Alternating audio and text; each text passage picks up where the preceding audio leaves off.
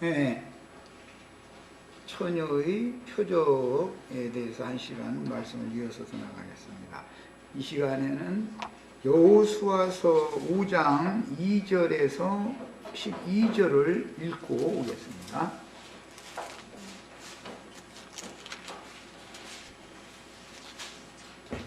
자, 여호수아서 5장 2절부터 12절까지 읽습니다. 그때 여호와께서 여호수아에게 이르시되, 여긴 십보라가 하는 게 아니에요. 여기서는 여호수아가 하는 거예요. 아까 첫 시간에 말씀드렸죠. 광야로 인도할 하나님의 백성들을 광야교회에 율법교회 생활을 하는 사람들에게는 여자가 할례를 행하는 거예요. 그러나 가나안 땅에 들어가서 신앙생활을 할 사람들은 여호수아가 하는 거예요. 남자가 하는 거예요. 이제 그런 전환이 왜 오는 지를 잘 이해를 하셔야 됩니다. 너는 부싯돌로 칼을 만들어 이스라엘 자손들에게 다시 할례를 행하라 하시매, 여호수아가 부싯돌로 칼을 만들어 할례 산에서 이스라엘 자손들에게 할례를 행하리라. 여호수아가 할례를 시행한 까닭은 이것이니, 애굽에서 나온 모든 백성 중 남자 곧 모든 군사는 애굽에서 나온 후 광야길에서 죽었는데, 그들은 할례를, 육신적인 율법적인 할례를 여자를 통해서 받았지만 새로 태어난 사람들은 할례를 받지 않고 여기까지 왔다, 지금 그 말이에요. 여기 들어온 사람들은 새 사람들이죠. 옛사람은 여기 못 온 거예요. 그 나온 백성은 다 할례를 받았으나 다만 애굽에서 나온 후 광야길에서 난 자는 할례를 받지 못하였습니다. 거듭났다 그러죠. 구속받고 나와가지고 거듭난 사람들은 아직 할례를 받지 않았다 이거예요. 그냥 이 사람들에게 할례를 행해야 되는데, 이 사람들에게는 십보라가 할례를 행하는 게 아니라 여호수아가 할례를 행하는 거예요.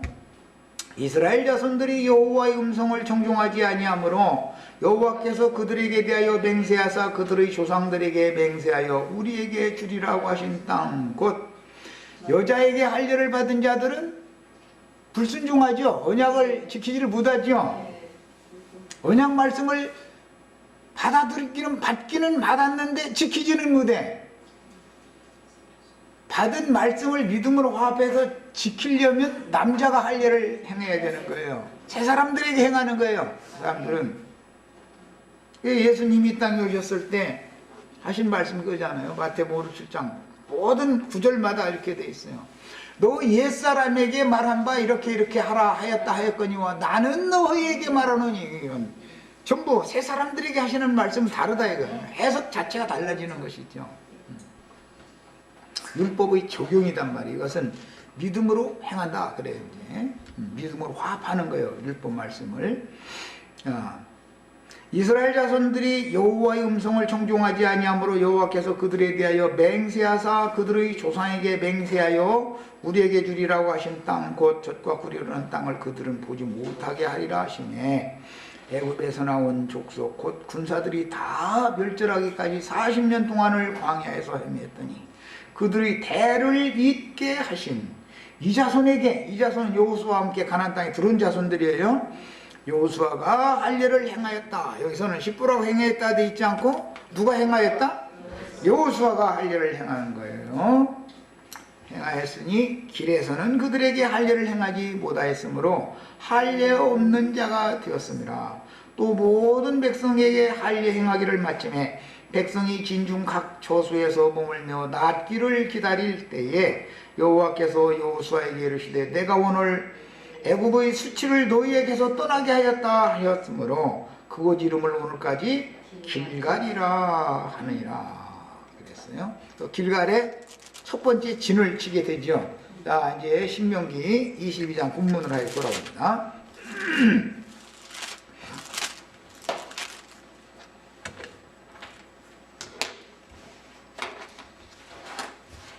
이스라엘의 모든 남자는 종교의식으로 행하는 율법을 행하기 위한 할례를 이스라엘 모든 남자가 받아가지고 그것은 하나의 종교의식이 된 거예요.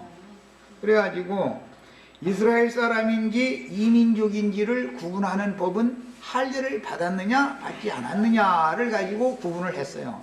사실은 셈족은 중근동 사람들은 히브리인이 아니라도 다 할례를 받습니다. 지금 이스라엘을 대적하는 종교를 행하는 그 라마단 대행사하고 하는 이 사람들 다 율법대로 그들도 모세 율법을 지킨 사람들이기 때문에 할례를 다 받아요. 정말로 히브리인인지 이방인인지를 구분할 수가 없는 거예요. 그리고 뭐 오늘날은 의학이 발달해서 뭐 그냥 뭐 아이 저 태어나면 의사가 그 태어나는 날 그냥 병원에서 그 자리에서 딱 사내하인 하면 그냥 아프지 애기 울지도 않아. 얼마나 간단하게 하는지 그게 할례를 다 행해준다 이거예요. 그 뭐 위생상으로도 그 모든 면에서 다 좋죠. 예. 오늘날 생각하고 있는 할례라는 말과 성경이 말하는 할례라는 말은 차이가 있는 거야. 이것은 육신의 사람의 손으로 육신에 행하는 할례는 유대인들의 율법 제도로 행하는 것이고 신약에서는 성령께서 사람의 심령의 마음에 행하는 할례를 의미하는 말이기 때문에 이 구분이 잘 필요한 거예요. 그래서 성령의 인침이 없으면 너는 내 것이다. 첫날 밤 이제 지나고 나면 남편이 뭐라 하겠어요? 너는 이제 내 것이다. 다 그랬죠? 그 그리스도의 것이 된 표시가 처녀의 표적을 가지고 있어야 된다는 말이야. 처녀인 표적을 그런데 보지 못하였노라 하면 그런 경우는 이 처녀의 표적이라는 히브리어 베틀림이라는 말은 결혼한 첫날 밤 신부가 남편에게 순결성을 갖추는 부부연합으로 생긴 혈흔을 닦은 잠옷에 찍힌 표시라는 뜻이에요. 이 베틀림이라는 말이 굉장히 이 히브리어 원어의 그 의미가 정확하게 지금 처녀 표시라는 말이 이제 문자대로 그런 뜻인데 이것은 성령으로 인침을 받아서 내가 그리스도의 것이 되었다는 확증을 받은 표를 가지고 있어야 된다.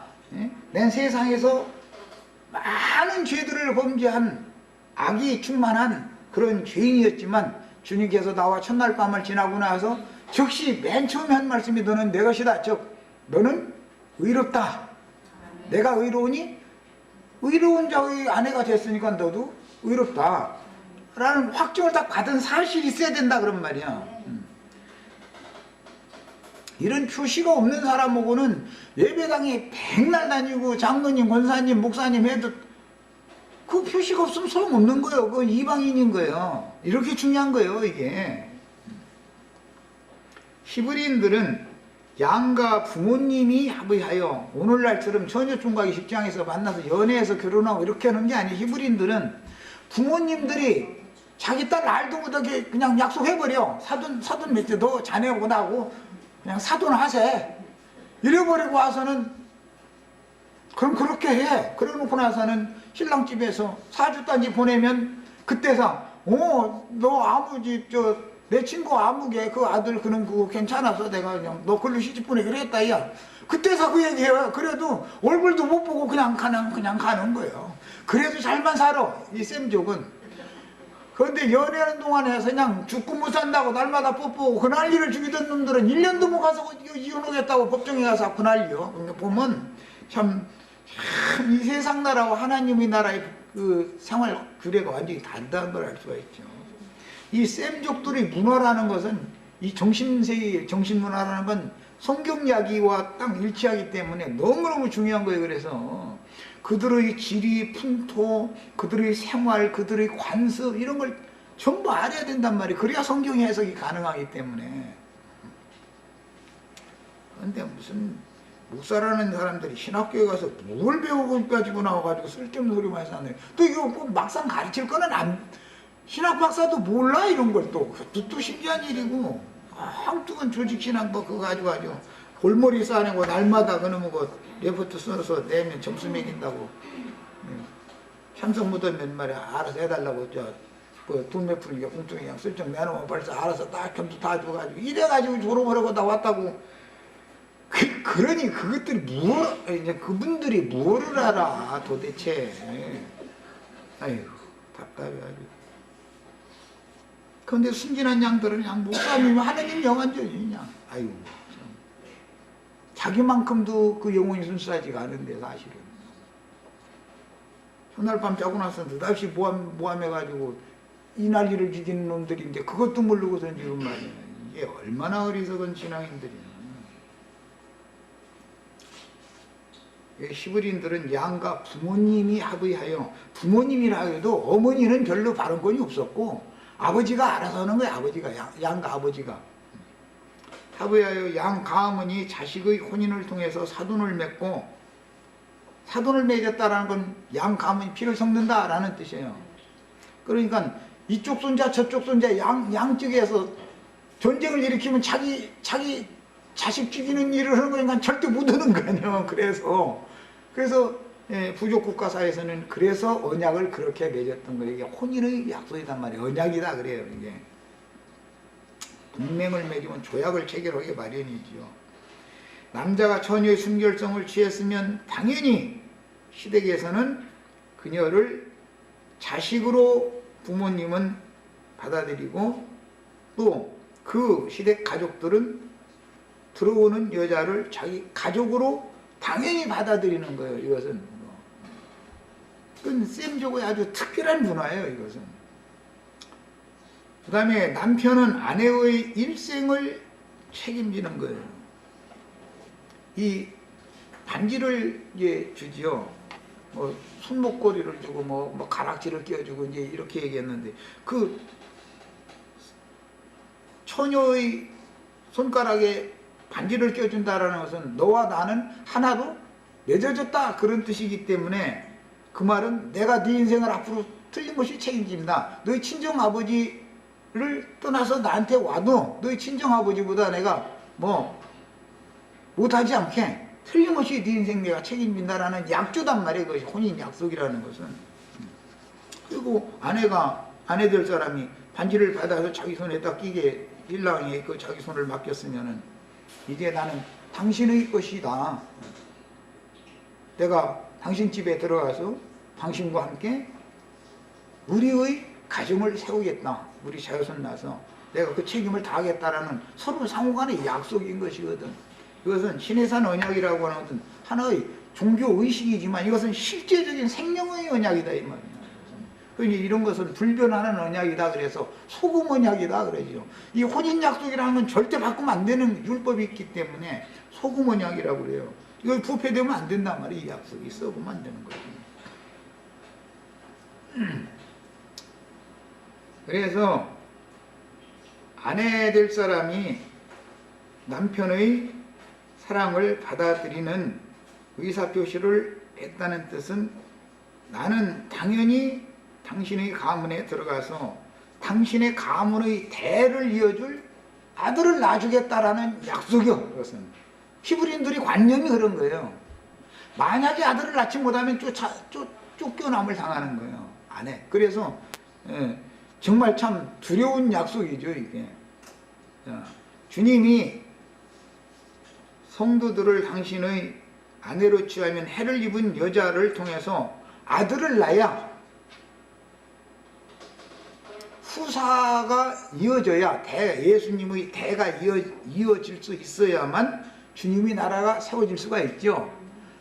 교회는 반드시 이기는 자를 낳는 의무가 있다 이 말이에요. 교회라는 것은 나도한 형제 혼자 아무리 노력을 해도 소용없어. 나도한 형제보다도 더 말씀을 더 포괄적으로 더 깊게 더 넓게 많이 깨달은 형제들이 나타나서 전도를 계속 할 수 있어야 된단 말이야. 이것은 교회가 아주 책임지고 해야 될 의무인 거예요. 자, 양 가문은 부모님의 합의하에 이렇게 피를 섞게 되고 그것은 남편과 아내는 혼인 약속을 맺게 되는 거예요. 남편은 네 인생을 책임진다, 네 생명을 내가 보장한다, 책임진다, 그런 약속인 것이고, 아내는 당신의 가문에 들어가서 당신의 가문의 대를 내가 반드시 이어줄 책임을 다하겠다, 이 약속을 하는 거예요. 야, 이런 히브리인들의 전통과 문화는 하나님의 아들 예수 그리스도의 약혼녀, 신부, 아내가 된 구속받은 성도들의 교회에게 하나님께서 부여하신 권리와, 아내가 되면 당연히 권리가 있죠.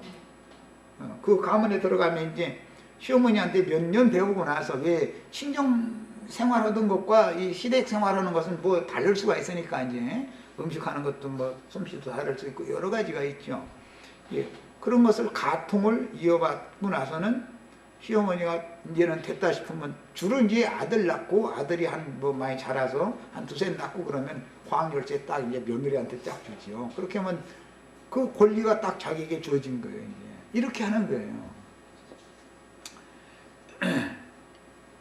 그래서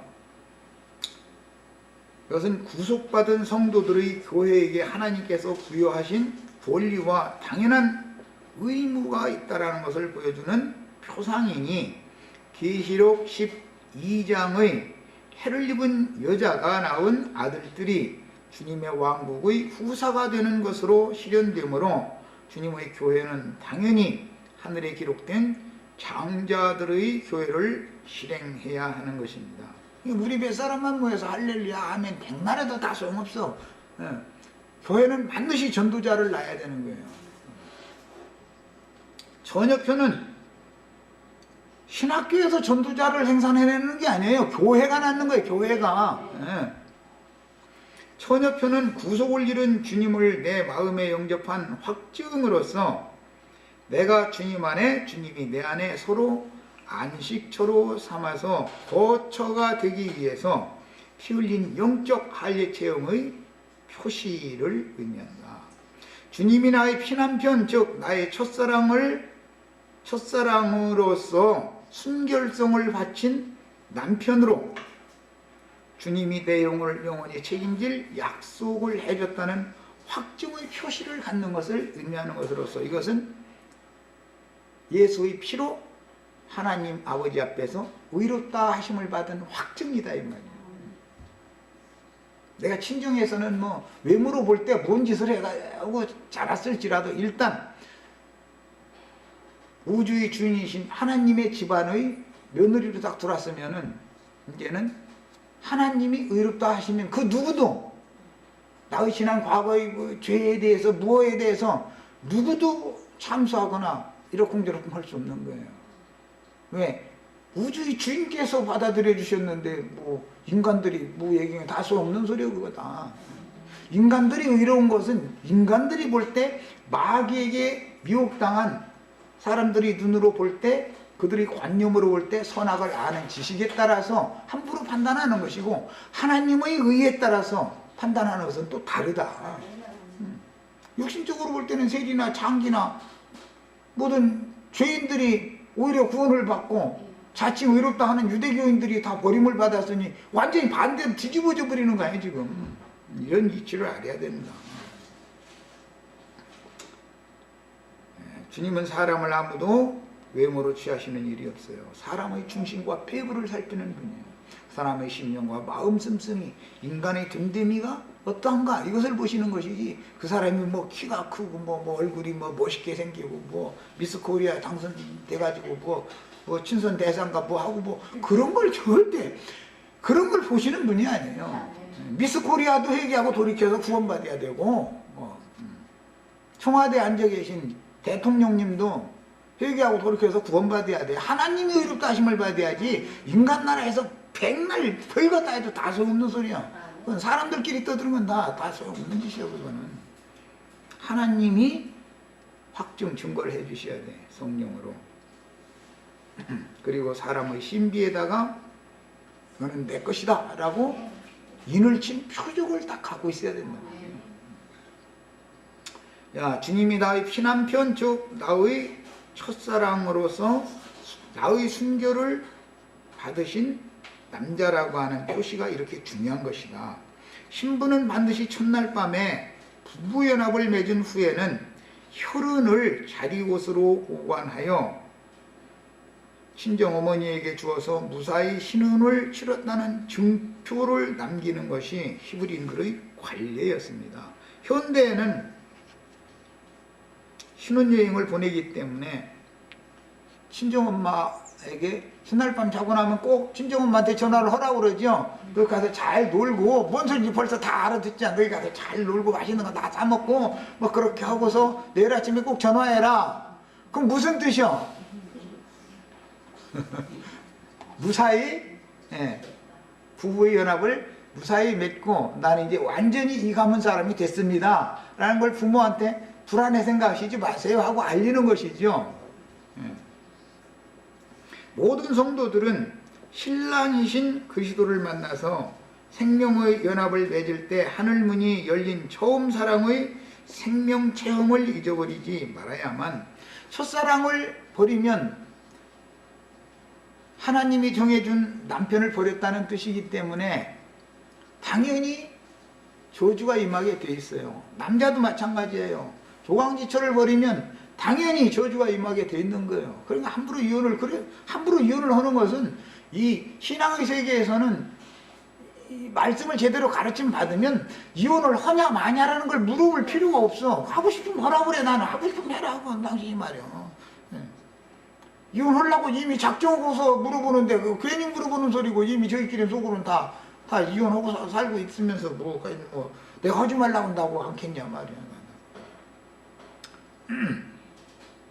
이런 이제 말을 잘 오해 없이 들으셔야 돼요.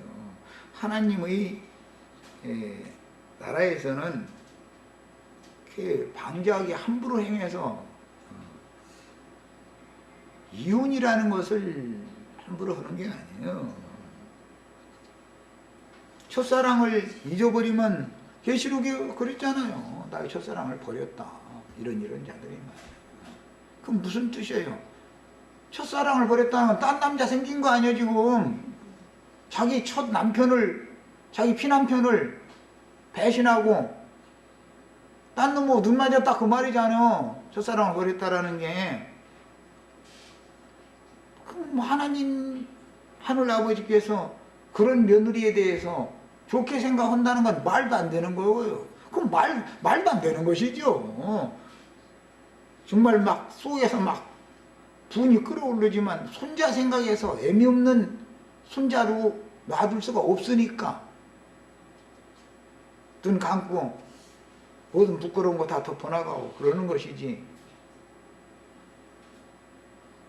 그게 용납될 일이 아니잖아. 인간 나라에서도 또 못할 짓이고, 자기 자식 놔두고 그게 뭐하는 짓이야.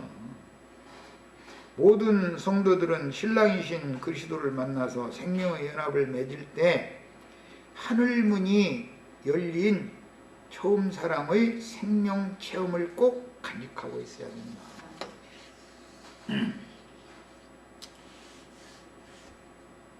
태를 남편에게 열어준 것은 영적으로는 하늘이 열린 것을 상징한다. 하늘에 계신 주님이 내 안에 들어오신 것을 상징한다 이 말이에요. 그때 나는 피 흘린 흔적을 가지고 있어야 되는 거예요. 이것은 영원토록이니까.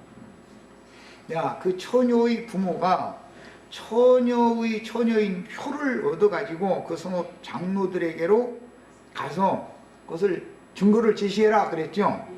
이것은 그녀의 친정 아버지는 아내가 보관하고 있던 딸의 자리옷을 가지고 딸의 시댁 성읍 장로들에게로 가서 증표로 제시하여 사위의 거짓말에 대하여, 이게 전부 모든 거짓말하는 자들은 성 밖에 있으리라 그랬는데 이런 놈들이죠 지금.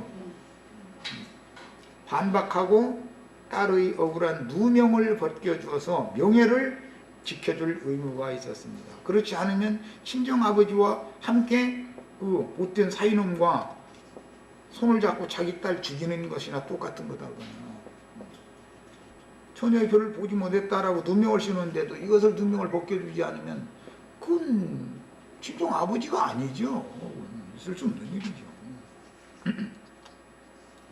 히브린 처녀들의 순결성은 그녀의 생명과 동일시되며 한 남편에게 순결성을 바치는 것은 그녀의 생명을 맡기는 것으로 간주되었으므로 히브리 사회에서 처녀의 순결성을 함부로 모함하는 것은 그녀의 생명을 죽이는 짓으로 간주가 되었던 것입니다.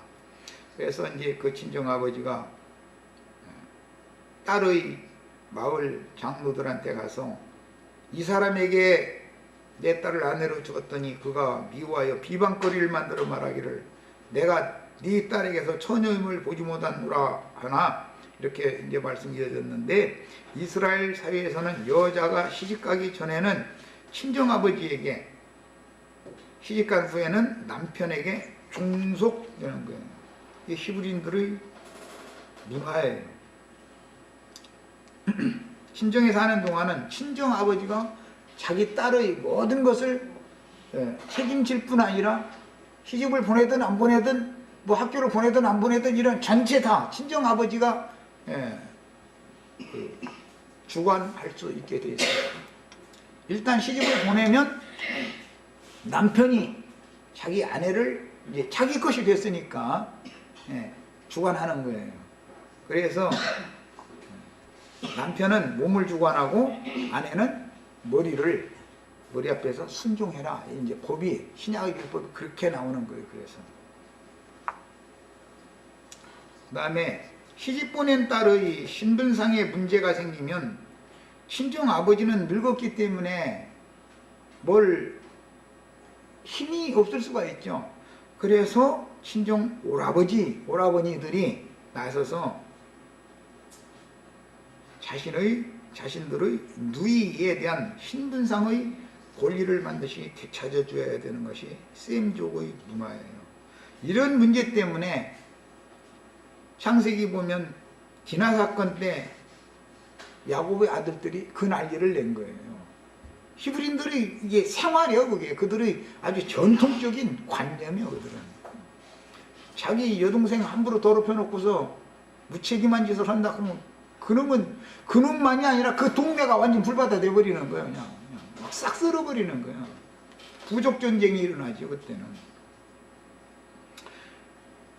친정아버지는 출가 전의 딸의 혼사에 대하여 절대적인 권위를 행사할 수 있었는데 마땅한 혼처를 정하여 그녀를 시집 보내는 결정도 그 중의 한 예이며, 이때 남편 될 자는 장인에게 일종의 결혼 지참금, 이건 이제 모하르 율법이다. 그래서 결혼 지참금을 주어야 하는데 출애굽기 22장 16절에 처녀의 몸값은 50세겔로 정해져 있어요.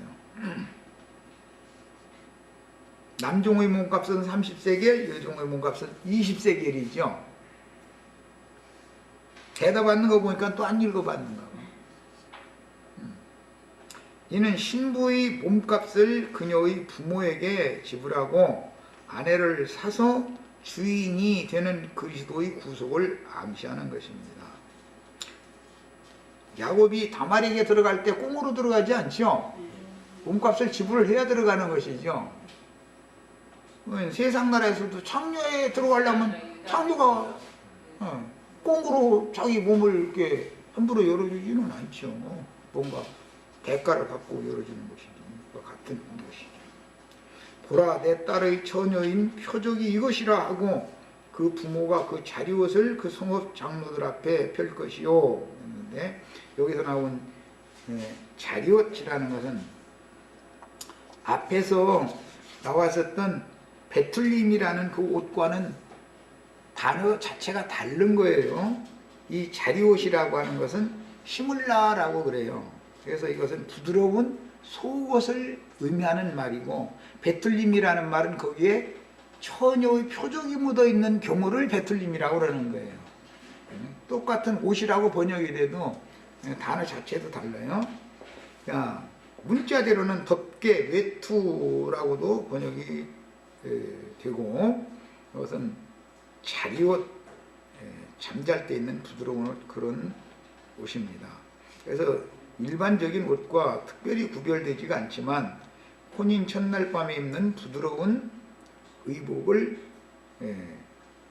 자리옷이라고 그러고, 그 자리옷에 혈흔이 묻으면 베틀림이라고 하는 거예요. 원래는 깨끗한 옷이죠. 그 옷이. 예? 힘을 나라는 옷을 입고 이제 전날 밤을 지내고 나서 혈흔이 묻어서 친정어머니한테 주면 배틀림을 내가 보관하고 있다. 이렇게 말하는 거예요. 그때는. 자, 친정어머니가, 친정부모가 자기 딸의 혈흔이 묻은 배틀림 옷을 보관하고 있는 것은 상징이다. 하나님 앞에 의롭다함을 받은 증표다 이런 말이야. 이것은 교회가 그걸 어떤 성도들의 그 영혼이 세상에서 아무리 정죄받고 판단받을 수밖에 없는 더럽혀진 영혼들이지만 하나님이 복음을 받아들인 그 영혼을 하나님이 의롭다 하셨기 때문에 교회는 이걸 책임지고 그의 성결성을, 순결성을 보증해 줘야 된다 그런 말이에요. 자, 그 옷에 신혼을 치른 증표인 혈흔을 묻혀 친정어머니에게 주어서 정상적으로 첫날 밤을 치렀다는 증표를 남겨야 했는데 이것이 히브리인들의 문화입니다. 이것은 전통이에요. 반드시 이거 해야 되는 거예요. 자, 그 성읍 장로들은 그 사람을 잡아서 때려라 그랬는데 돌로 쳐 죽인다 라는 말도 나오고 때리는 이제 또 나왔어요. 혼인하기 전에 다른 남자에게 이미 피 흘림을 당한 사실이 있었었던 여자이면은 공개재판에서 돌로 쳐 죽이라겠죠. 남자의 경우는 지금 무고히 누명을 씌우는 것이 발견이 되면은 매를 40대를 치는 거예요. 이게 사실은 죽으라는 말이에요. 죽이는 거예요. 쳐 죽이는 것이죠. 이제 여자는 돌로 쳐 죽이고 남자는 매로 쳐 죽이는 거예요. 그러고 나서 벌금을 100세겔을 물리는 거예요. 그리고 나서는 남자도 이제 병신 된 거 아니야. 살아남아도 쫄뚝쫄뚝 병신으로 살아야 할 거 아니야. 그런데 절대 이혼 증서를 써줘서 아내가 만약에 실행이 있어도 절대 이혼 못해 이제 이놈은. 벌칙이요 이것이 아주. 유대인들은 혼인을 했다가 아내가 실행이 있으면 이혼 증서를 써주고 쫓아낼 수가 있었던 거예요. 그런데 이놈은 이거는 그게 예외예요. 이놈은 절대 아내가 잘못을 해도 이제 못 쫓아내 아주.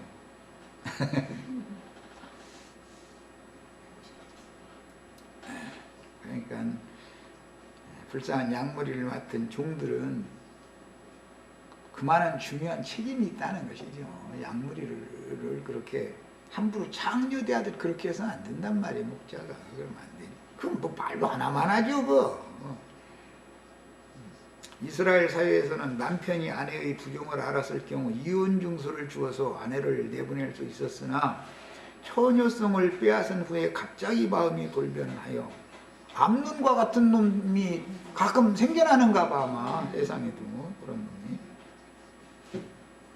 놈이. 이 야베 족속들은 그런데 금방 죽고 못 산다고 해다가서 금방 또 식기도 잘 식어가지고 문제가 많아요. 이게 서양 문명이 들어오다 보니까 우리나라 이혼율이 이렇게 많아지는 거예요. 이게.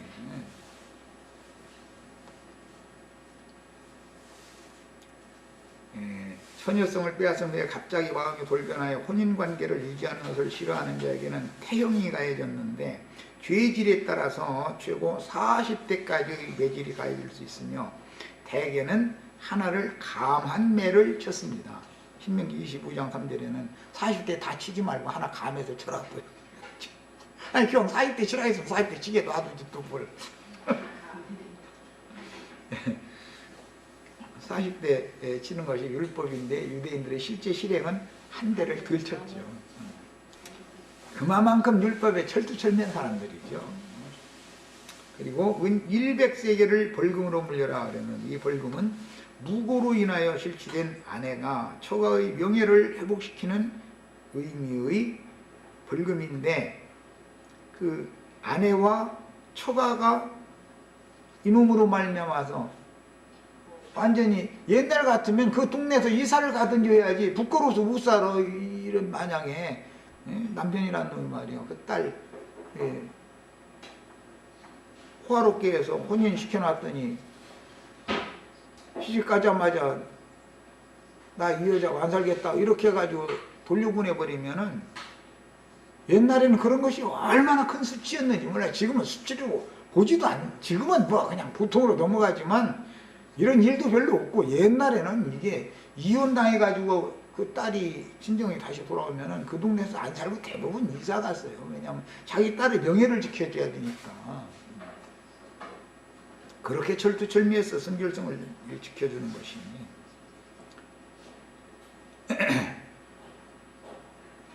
그 다음에 처녀의 몸값인 은 50세겔의 갑절을 벌금으로 내게 했고, 일단 혼인한 여자의 명예를 회복시키기 위한 벌금을 무는 경우에 내는 몸값은 100세겔로 중하게 매겨서 함부로 아내의 처녀성을 모함하여 아내의 인권을 모욕하지 못하도록 중했습니다. 이스라엘은 이와 같이 남자가 일시적인 욕종을 채우기 위해서 처녀를 범하고 마음을 받고 아내를 모함하는 경우에는 중한 벌금형에 처하고, 유부녀를 만약에 강간을 하는 경우에는 당연히 사형에 처했어요. 그만큼 정조를 아주 중요하게 여기는 거예요. 히브리인들이 이게 특별한 정조관념이죠. 남자는 여자의 순결을 지켜줄 의무가 있었고, 여자는 자신의 순결을 지킬 의무가 있었으니, 이것은 교회 생활을 어떻게 실행해야 할 것인지를 보여주는 그림자입니다. 예수 그리스도는 교회의 순결을, 즉 신앙의 정조를 지켜줄 의무가 있어요. 예수님 그 의무를, 책임을 다 하시는 거예요. 교회는 주님의 것이니까 아무한테나 가서 말도 되지도 않는 누룩 섞인 또 세상 어떤 쓸데없는 소리 이런 거 그냥 불로불로 찾아싸고 보였느니 들렸느니 해서 막 별한 데 다 있죠. 그런 것들을 여과 없이 함부로 받아들이면 안 된다고요. 분별을 해가면서 진리의 영이 아닌 받아들이면 안 되는 것이에요. 그 여자는 그 남자가 평생에 버릴 수 없는 아내가 되게 하려니와 그랬는데, 이스라엘에서는 남자가 아내의 어떤 문제들 때문에 싫어하는 경우에 이혼 증서를 써주고 이혼을 할 수가 있는 권리가 있었으나, 무죄한 아내를 부정한 여자로 몰아세웠던 남자는 이제 평생 동안 그녀와 이혼할 수 있는 권리가 박탈되는 것이니, 아내가 행음을 한다든지 등의 중대한 문제를 일으키지 않는 한 그는 아내를 버릴 수가 없었습니다. 회개하고 돌이킨 세리와 창기와 모든 죄인들은 절대로 버릴 수 없는 거예요. 그러니까 주님은 자기 피로 사신 교회를 절대로 버리시지를 않죠. 그런데 이 문제는 주님이 안 버리려고 해도, 여자가 피 흘린 남편을 배반하고서 첫사랑을 버리고 딴 남자한테 눈이 맞아가지고서 엉뚱한 짓 하는 거니, 이거는 정말 참 보통 문제 아니에요 이거. 그래서 아무도 피로 사신 주님의 교회는 함부로 손댈 수 없지만, 주님의 손에서 빼앗아갈 수가 없지만 주님의 것이니까. 그러나 그 여자가 자신이 제발로 다른 신을 받아들여서 영적 음행을 하는 경우에는 주님도 어떻게 할 수 없다 이거예요. 그때는 단번에 쫓아내지는 않죠. 이제 호세아서나 이런 데 보면 단번에 쫓아내는 일은 없죠. 돈 주고 또 사오고 또 나가 그럼 또 돈 주고 또 데려다 놔. 정말 참 예수님도 불쌍하셔. 세상에서 남편 잘못 만나면 여자 신세 망치는 것처럼, 아내 잘못 만나면 남자고 그 남자의 가문이고 아주 신세 망쳐버리는 거예요. 그게 이건 보통 문제가 아니죠. 혼인이라는 건 이렇게 중요한 거예요. 이제 나처럼 가르치면 완전히 많이 보니까 아주 고리타분하게 말이에요. 옛날 말이에요. 그런 것만 가르친다고. 현대적인 거 심플하게 좀 가르치라고. 심플한 거 좋아하지 말라고 그래 괜히.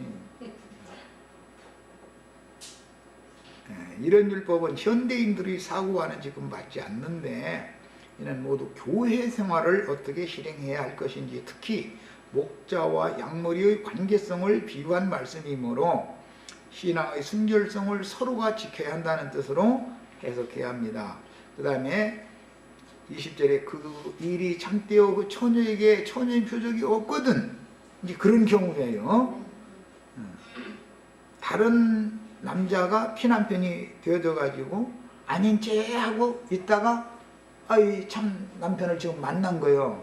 그런 경우는 그녀의 집에서 그녀를 끌어내고 성읍 사람들이 그를 쳐 죽일지니, 이는 그가 그 아비 집에서 창기의 행동을 하여 이스라엘 중에서 악을 행하였습니다. 너는 이와 같이 하여 너희 중에서 악을 제할지니라. 이달란 말씀이 이렇게 해서 맞춰졌는데, 이것은 순수한 차라리 세상 사람이 아니고, 세상은 친정나라죠. 순수한 세상 사람이 아니고 기독교의 신학 교리로 말미암아서 이미 더럽혀졌어. 유대교의 관념이 아주 그냥 그 영혼을 완전히 그냥 더럽혀 놔버렸어. 그러고 나서 예수님을 또 하늘 아버지께서 보내니까 또 예수님한테 또 와. 그러면 이거는 그녀는 쳐 죽이려니다. 돌로 쳐 죽이는 거예요. 그러니까 실제로 주님 앞에 시집을 가려면 세상 죄를 회개하고 돌이킨 것만이 아니고 율법 종교의 관념이 자신의 영혼을 더럽혀 있는 상태를 돌이켜야 된다는 거예요. 신을 바꿔야 되는 거예요. 신을. 예수 그리스도의 아버지께로 세상신, 마귀신, 공중권세 잡은 악의 영들, 더러운 귀신들의 왕인 마귀에게서 완전히 돌아서서 예수 그리스도의 아버지 하나님께로 완전히 이게 이제 종교개혁이라고 그러는데, 종교개혁 그랬었지만 실제로는 개종한다, 종교를 바꾼다, 그것이 실제로는 정결한 처녀 같은 사람이나 가능한 얘기다 이 말이야. 영적으로, 내적으로 정결케 된 처녀나 이게 가능한 거예요. 세상에서 그 사람이 뭐 과거에 뭘 했느냐 이런 것은 그 물어볼 필요도 없어. 과거에 너나 나나 다 죄인이었고 죄 없는 사람은 없었어. 그런데 뭐 큰 세상에서 크게 이게 표관하게 죄를 졌지 않은 사람은 마음이 더 은큼한 죄를 더 많이 져. 속으로는 별놈의 귀신이 다 들어있으면서도 아닌 척하는 것은 아주 가증한 것이죠. 차라리 그것을 다 드러내놓고 나는 이런 인간이었다. 당신들 돌 던지는 거다 다 맞을 수밖에 없다. 맞다. 이렇게 한 사람이나 주님이 내가 너를 정죄하지 않는다, 확증을 받을 수 있는 것이지, 자기는 과거에 창녀였으면서 말해 거룩한 정결한 처녀였었던 것처럼 창녀들 치고서 시집갈 때는 멀쩡한 처녀라고 하면서 이러고 그 남자 속여야 시집을 가지. 다 그러잖아요. 그러니까 그런 사람들이 더 위선을 더하죠. 순수한 처녀들은 창녀 노릇 얻은 여자가 뭔지 서는 걸 몰라. 하나님은 그런데 못 속인다는 것이죠. 모세 당시는 성적 범죄라고 하는 것이 이렇게 엄중하게 취급된 까닭은 가나안 족속들의 성도덕이 매우 문란했기 때문인데, 오늘날이 지금 똑같은 거예요. 오늘날이 지금 가나안 족속들, 소돔 족속들 성도덕이 문란한 거 똑같죠? 세상이 끝날이 와서 그러는 거예요. 지금 심판이 임박해 있기 때문에. 그 당시 세상에서 육신적인 성적 문란함은 하나님의 심판이 임박한 오늘날의 세상의 조류와 같으며, 이는 교회가 영적으로 매우 문란하기 때문에 세상 나라가 이렇게 나타나는 것이다. 그러므로 하나님께서는 이스라엘인들의 문란한 성품 속에 아예 물들지 않도록 이와 같이 엄한 정결을 지키는 규례를 세운 것입니다. 여기까지 해서 마치겠습니다.